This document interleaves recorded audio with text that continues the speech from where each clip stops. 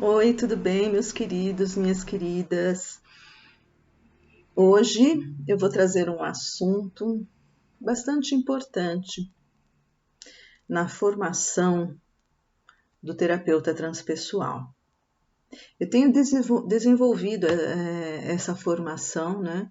E dentro de todos os conteúdos, né, que nós precisamos abordar, esse conteúdo é um conteúdo inicial, né, básico, para que a gente possa compreender um pouco mais a respeito de como evoluiu a psicologia, todos os conhecimentos do Ocidente, a respeito também de energia, mediunidade. Então, na formação do terapeuta transpessoal, nós precisamos conhecer tanto as filosofias e medicinas orientais, quanto ter também uma base a respeito do desenvolvimento da psicologia, né, do conhecimento sobre a mente, o corpo e os transtornos, né, a partir do Ocidente, e também a respeito da espiritualidade, não é, do Ocidente. A gente vai entender sobre a espiritualidade no Oriente, né, como eles trabalham a espiritualidade no Oriente e como que ela é trabalhada no Ocidente. E aí a gente vai começar a perceber uma série de paralelos, né, e de encontros também, né, entre ciência e espiritualidade, tanto no Ocidente quanto no Oriente, certo? Portanto, nós vamos falar hoje de algo muito básico, que é o mesmerismo. O mesmerismo é uma técnica que foi desenvolvida por um carinha, né, que se chama Franz Anton Mesmer. Ele era um médico austríaco e ele criou uma teoria de magnetismo animal. E essa teoria é o mesmerismo. Ele nasceu em 1734, né? E quando ele começou a estudar a respeito do mesmerismo, ele começou a compreender que existe uma força nesse magnetismo animal que tem a capacidade, o potencial de atingir o outro, né? E esse magnetismo, ele percebeu esse magnetismo tanto nas pessoas, né, quanto também, por exemplo, nos ímãs, né? E aí eu vou trazer aqui um pouco do conteúdo que eu tenho. Então, ele se dedicou a longos estudos científicos, chegando a dominar os conhecimentos de seu tempo, né? E ele era um trabalhador incansável. Em 1775, após muitas experiências, Mesmer ele reconhece que ele pode curar mediante a aplicação de suas mãos. Esse texto aqui é um texto que eu tirei de um artigo espírita, tá? Para vocês perceberem também as diferenças que como o espiritismo aborda o mesmerismo e como a ciência aborda, né? Ou também o hipnotismo, né? A ciência da hipnose. Mas vocês já vão entender melhor. Então, acredita que dela, né? Então, esse poder de cura desprende um fluido que alcança o doente, né? Que é conhecido por fluido cósmico universal e que ao atingir, né, quando o fluido cósmico, quando a gente capta, ele se torna um fluido vital, tá? E a doença seria apenas uma desarmonia no equilíbrio da criatura, opina Mesmer. Diz aqui que ele nada cobrava pelos tratamentos, que ele preferia cuidar de distúrbios ligados ao sistema nervoso, né? Que mais? E além da imposição das mãos sobre os doentes para estender o benefício ao maior número de pessoas, ele magnetizava água, pratos, cama, cujo contato submetia os enfermos, né? Então ele magnetizava alguns recipientes, tá? Ele praticou anos o seu estudo de tratamento, mas não foi muito bem compreendido, segundo diz aqui, né? E depois de 5 tentativas para conseguir exame judicioso do seu método pelas academias, é que publica em 1779 a Dissertação sobre a Descoberta do Magnetismo Animal, na qual afirma que este é uma ciência com princípios e regras, embora ainda pouco conhecida. Veja que interessante. Então, toda essa explanação que eu estou trazendo aqui a você é do meio espírita. Sua popularidade prosseguiu, mas alguns taxavam ele como impostor, charlatão. Em 1784, o governo francês nomeou uma comissão para investigá-lo, né? Nessa comissão, inclusive, tinha Benjamin Franklin, entre outros, como tinha também Lavoisier, né? E na sessão mesmérica, ele atende um paciente que desmaia, tá? O salão era forrado de espelhos para intensificar o magnetismo. Olha que interessante. Concentrado no alívio da dor, Mesmer não chegou a perceber a existência do sonambulismo artificial que seu ilustre e generoso discípulo Conde Maxime Puységur, não sei se é assim que fala, né? Descobre, inclusive, a clarividência a ele associado. Em 1792, Mesmer se vê forçado a se retirar de Paris. Veja como tudo isso acontecia lá na França, né, na Europa, como um todo, essa época desses conhecimentos, dessas descobertas, né? Enfim, aí fala mais um pouco sobre ele nesse texto. Seu nome jamais se desligará do vocábulo fluido. Sua obra foi decisiva para entendermos a imposição de mãos. E, enfim, é isso aqui que essa Federação Espírita escreve a respeito do mesmerismo. Agora nós vamos ver um outro texto em que fala de uma forma um pouco mais científica a respeito do mesmerismo, né?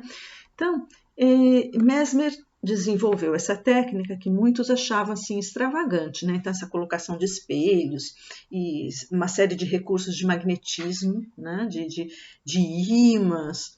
E aí ele colocava um conjunto de pessoas e essas pessoas elas tinham crises convulsivas e ele retirava uma daquelas pessoas que estava com uma crise mais intensa para tratar num outro cômodo, né, de onde ele trabalhava, e tinha todo um ritual a respeito, né, desses trabalhos de cura, enfim. E ele tratou algumas pessoas, uma mulher, cadê? Deixa eu ver aqui. Ele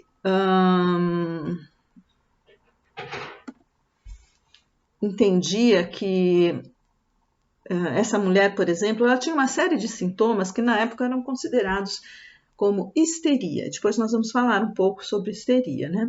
Mas para você entender, são sintomas assim variados, né? Cadê? Deixa eu ver se eu acho aqui. Então ele começou a tratar uma senhora que sofria, aqui diz que o nome dela era Francisca Westerling, a qual sofria convulsões, espasmos de vômitos, inflamações intestinais, dificuldades para beber água, dores de dente, ouvido, alucinações, cegueira temporária, sensações de sufocamento, paralisias, conjunto de sintomas que foi chamado por Mesmer de febre histérica. Esses sintomas, na época, eram denominados por histeria, né? Uma doença que é a doença da histeria histérica, né? E ele fazia esse tratamento à base dos ímãs e parece que ele começou a curar essa pessoa, né? Daí também surge, né, a questão da catarse, tá? Que também nós podemos falar posteriormente. Mas então, voltando ao mesmerismo.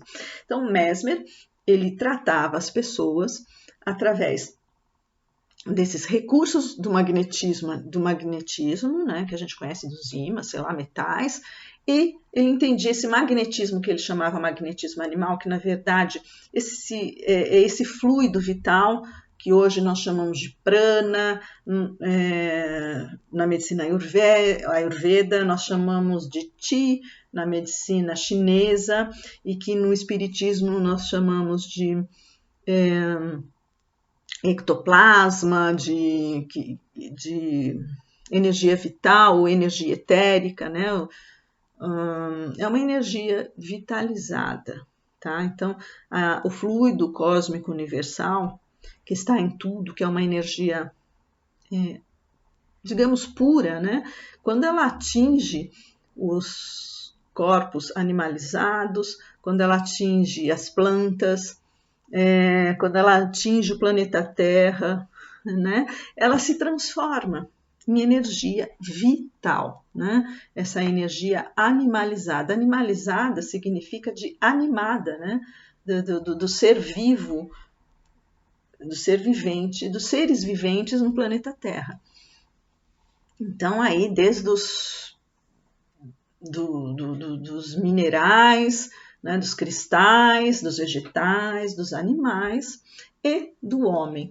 E ele acreditava nessa energia, ele escreveu sobre isso, e isso se tornou o mesmerismo, a técnica como ele atuava. Depois dele, teve um carinha que se chamava Braid, deixa eu achar aqui. Depois de muito tempo, né, esse Braid, ele começou a estudar, a pesquisar e trabalhar, né, com o mesmerismo. Então, aqui, ó, o escocês James Braid foi nesse período que o mesmerismo conseguiu novamente um lugar dentro do meio científico. E aí ele, inclusive, né, desde Mesmer, quando se faziam essas pesquisas, né, quando se formavam esses grupos para averiguar o mesmerismo, o que eles começaram a perceber que havia, não era bem essa energia, né, como ele acreditava que fazia diferença para as pessoas, mas uma questão de sugestionabilidade. Então as pessoas eram sugestionadas, né, eram influenciadas, né, elas sofriam a sugestão, e isso que fazia diferença nas pessoas, era isso que ajudava, era isso que curava, era isso que fazia elas entrarem em crise, né, em catarse, enfim. E ele começou a desenvolver isso, essa sugestionabilidade, que ele chamava de neurohipnologia, tá? Que com o tempo passou a se chamar hipnose. Então a hipnose, como vocês conhecem hoje, né, os hipnotizadores, tudo isso, esse nome partiu, né, esse desenvolvimento da hipnose partiu lá de muito tempo atrás, tá? Do mesmerismo. E esse mesmerismo, né, essa técnica, e Mesmer, ele foi importante tanto para a religião espírita, né, para a compreensão do espiritismo, da imposição de mãos, quanto para o desenvolvimento de técnicas como a hipnose, que Freud, inclusive, começou a utilizar, tá? Aí já começa a entrar o início, né, da psicanálise, né, que nós vamos também falar. Então, Freud começou a ir atrás, né, e entender a hipnose e a histeria. Então, naquela época, quem sofria esses surtos nervosos era chamado de histérico, né? Então, ele sofria de histeria, né? E ainda até aquele momento, achava-se que era uma doença do corpo, né? Uma doença dos nervos. E aí é que, a partir desses conhecimentos e do mesmerismo, é que começaram, a partir também de Freud, a compreender a interação entre mente e corpo, tá? Então veja que tem aí duas vertentes, né?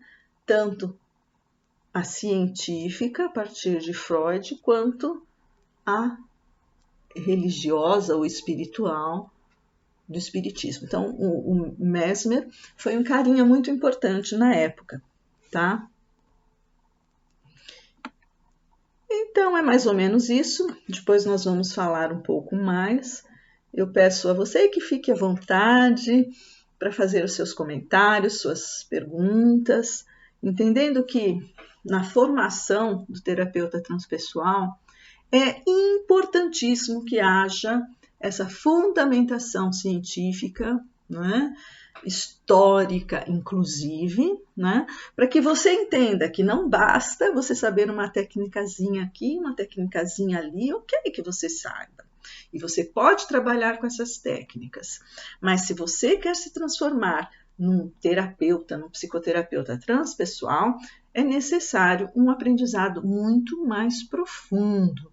Então, é isso que eu vou procurar trazer aqui, alguns temas que eu estou desenvolvendo para a formação de um terapeuta transpessoal que realmente conhece, né, aquilo que está fazendo, realmente embasado, né? Tá bom? Um beijo, queridos, um abraço, namastê.